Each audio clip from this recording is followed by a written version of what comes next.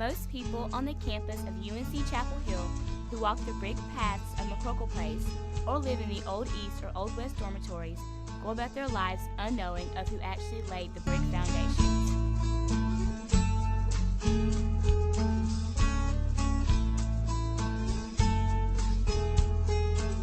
The slaves were the ones who laid the bricks of the foundation of the University of North Carolina at Chapel Hill.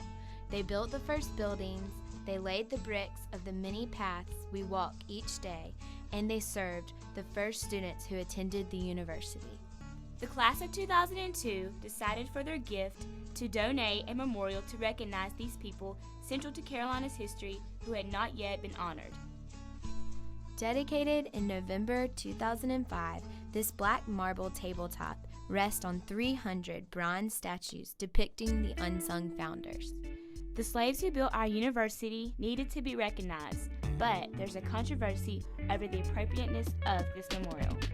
Out of a random sample of students at UNC who passed by the memorial, approximately 75% do not know what the memorial honors. I'm Tim McMillan from the Department of African and Afro-American Studies, sitting here at the monument to the Unsung Founders.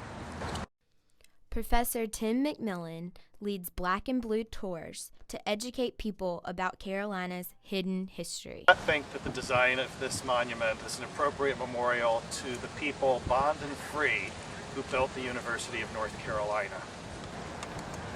There's a couple of problems with this monument as I see it. The first is it's a monument mostly to enslaved people, and yet the word slave doesn't appear anywhere on this monument.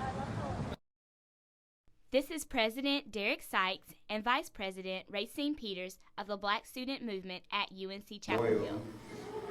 Yeah, I definitely feel that, well, number one, I'm glad that the university did make the steps and the efforts to put something in honor of the slaves that worked so hard to build our university. But in a way, because of its size, is number one, is looked at as a place, like Derek said, to eat lunch or people to sit down and rest themselves on it. And then secondly, because of its proximity to like Saunders Hall and Silent Sam, it's kind of like, you kind of sit there like, okay, like you really wonder if the university fully thought it out when they planned its location as well as its proximity to other monuments and as well as its size. That is just one part of the controversy. This monument is low in the landscape, where Silent Sam and the Caldwell Monument, which surround it, are grand and high and point to the sky. This is low, and that's symbolically problematic. And that's something I never really thought of myself, the size of it, because if you look at the size of compared to the other memorials on campus, and if that has anything to do with the importance of slaves to this campus and how they did help build this campus, then it's not saying so much about it. So that's very interesting to point to. It's high, it's so low. It's easy just to brush your foot and not to make light of it, but you know, you would think that it would be something more than that. It's also functional.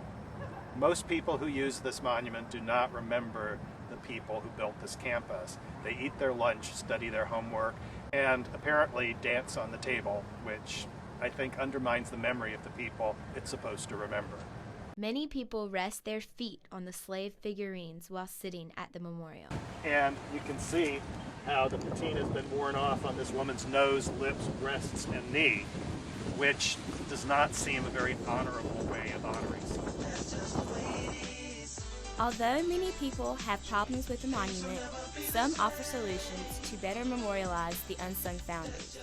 I would say that, well, someone in BSM this year had the idea of having a tree planted, not only for, so it was just for, Black history on campus, just a tree which, continues to grow and, a weeping willow tree. Yeah, a weeping willow tree to be exact. Somewhat to kind of honor what slaves and just the presence of African Americans on this campus and even the state of North Carolina kind of means to the university. I think that's something that's very appropriate.